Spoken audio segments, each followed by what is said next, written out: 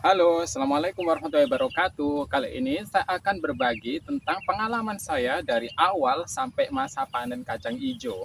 Di sini, jangan posisikan saya sebagai seorang ahli di bidang pertanian, tapi posisikan saya sebagai orang yang bisa diambil pengalamannya ya, agar kalian bisa belajar dari kegagalan atau keberhasilan seseorang gitu ya.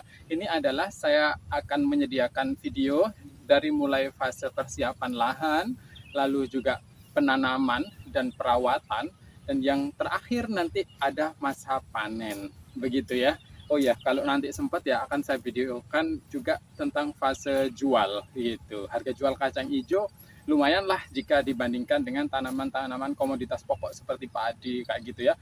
Itu padi itu jauh lebih rendah harganya daripada kacang hijau untuk saat ini. Yuk ikuti video saya, check it out. Dulur-dulur, pertama-tama yang perlu kita pahami adalah kita ini menanam kacang hijau di lahan apa? Apakah lahan pertegalan ataukah persawahan? Kebetulan saya ini sedang men-shoot daerah yang akan mau saya tanami ya, yaitu di komplek persawahan. Kalau ada komplek perumahan, ini komplek persawahan ya, dulur. Kenapa?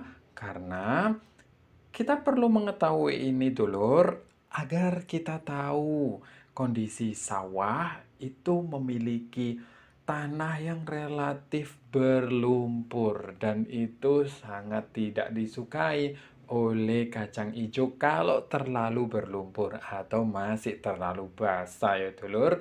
Nah, di sini saya tunjukkan bahwasanya ini kondisi lahan persawahan, nampak seperti lahannya itu udah aman-aman aja ya, fen-fen wae untuk ditanami kacang hijau. Tapi jangan ketipu sama permukaannya, lur. Ini hanya permukaannya.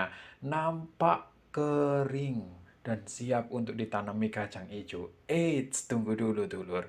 Dulur harus jeli untuk melihat tanah ini apakah terlalu basah, belum siap ya, ataukah sudah siap ya, ya nggak terlalu kering yang sampai keluar retak-retak, nggak sampai seperti itu lur, tapi kita bisa melihatnya bahwa keringnya lahan persawahan itu awal-awal seperti ini kan kebetulan pasca panen ditanami ya.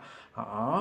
Nah, itu awal-awal seperti ini kalau udah menginjak bulan-bulan kemarau, ya, ini kan panen kedua di daerah saya ya. Panen kedua, kemaraunya ini sekitar bulan Juli. Tapi karena cuaca ekstrim, ya kita harus jeli lagi. Ya, kalau kemarau di bulan Juli biasanya sudah siap untuk ditanami kacang hijau di daerah saya. Tetapi kalau sekarang cuaca ekstrim, mikir-mikir atuh Kang ya. Saya harus melihat apakah sawah ini itu dalamnya masih basah, masih mengandung lumpur-lumpur. Nanti kalau itu dipaksakan untuk bertanam kacang hijau di sana, itu hasilnya kurang maksimal, pertumbuhannya juga kurang bagus. Ya, basa Jawa iku tuas pegel ae aku. Nandur-nandur kacang hijau, tapi hasilnya gak apik. Ngono ya, ini ya. Nah, lihat aja.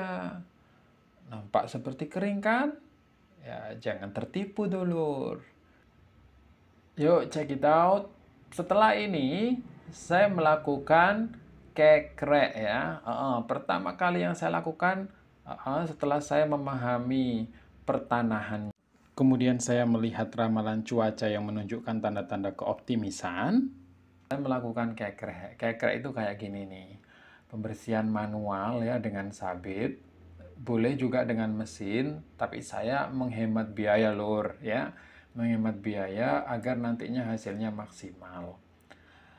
Ya, saya lakukan ini, terus saya spray ya. Karena rumputnya tinggi, saya memilih untuk mengekrek dulu atau memotong rumput-rumput tadi lur, agar waktu menspray itu aku tidak kesulitan ya. Kalau kesulitan, terlalu tinggi, nanti juga nggak baik untuk meripat atau mata saya ya lur ya. Kalau dulur-dulur ingin menspray dulu, monggo, tergantung kondisi rumputnya. Rumputnya terlalu tinggi ataukah rumputnya pendek-pendek. Saran saya, kalau rumputnya pendek-pendek, mending dulur-dulur sekalian spray dulu, baru nanti dikekrei atau dipotongi. Begitu ya lur ya. Nah, ini adalah saya menspraynya ya, menspraynya di pagi hari atau sore hari.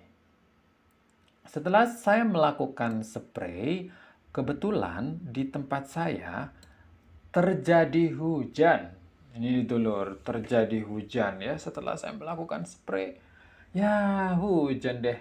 Saat hujan ini curah hujannya sangat tinggi sampai kolam di belakang rumah saya penuh dengan air ya. Lalu ini kondisi 9 hari pasca hujan, lahannya nampak kering, tapi sebenarnya jangan tertipu oleh covernya ya, oleh permukaannya dulur ya. Ini harus sabar, sabar dulu, ditahan dulu. Nah, untuk membuktikannya saya mencangkul tanah. Nah, ketika dirasa tanahnya itu cukup lengket, lihat sekali gitu, lengket ya. Itu tanda-tanda bahwa di bawahnya itu masih berlumpur, tanah bagian yang agak dalam ya, agak dalam dikit, itu masih basah. Dan itu tidak baik untuk ditanami kacang hijau. Sambil menunggu, akhirnya saya melakukan pekerjaan lain ya. Dulur bisa melakukan pekerjaan lain ya sambil menunggu. Mending kita siapkan lahan ini benar-benar sempurna. Kalau saya gitu, ya saya akhirnya membersihkan lahan. Saya bakar ini lur. Saya bakar agar sisa-sisa dari tanaman yang sudah kering, ini kan bekas ditanami padi oleh ayah saya, ya, damen-damennya yang masih tertancap di dalam tanah sama rumput-rumput yang sudah mati setelah 9 hari saya spray, itu saya bakar. Lalu, jika itu pembakarannya tadi belum sempurna karena di sana lahannya cukup luas, sementara untuk empan-empan ya. Empan-empan itu apa ya? Ya, untuk daun-daun kering itu tidak bisa membakar semuanya dulur. Akhirnya saya harus mencari damen. Damen itu batang padi dari tetangga ya, sawah tetangga, itu saya angkat. Idealnya nanti damennya itu diangkat dan diawur-awur ya sampai menutupi seluruh bagian secara sempurna seperti ini. Ya, ini pekerjaan yang cukup menguras tenaga ya. Tapi dulur harus waspada. Jangan kesusu ya untuk langsung ditanami mentang-mentang pekerjaan persiapan lahan udah selesai langsung saja ditanami. Jangan. Dulur harus waspada. Lihat ramalan cuaca, lihat 10 harian itu biasanya stasiun BMKG mengeluarkan ramalan cuaca. Nah, saat ada ramalan cuaca itu dulur harus perhatikan. Curah hujan di daerah dulur itu apakah tergolong curah hujan yang tinggi, rendah, ataukah sangat rendah? Begitu. Kalau saya memilih curah hujan yang rendah dan sangat rendah di 10 hari berikutnya. Ramalan cuacanya biasanya keluar 10 harian ya. 10 hari rendah, 10 hari berikutnya lebih rendah lagi dan sampai tidak ada ya atau cerah gitu. Nah, itu saya pilih untuk menanam kacang hijau agar kacang hijau saya nanti pertumbuhannya bagus di lahan persawahan. Semoga video ini membantu dan saksikan detail-detail daripada aktivitas saya step by step menanam kacang hijau dari awal sampai masa panen di channel YouTube saya. Jangan lupa klik like, comment, and share video ini jika video ini bermanfaat. See you on the next video.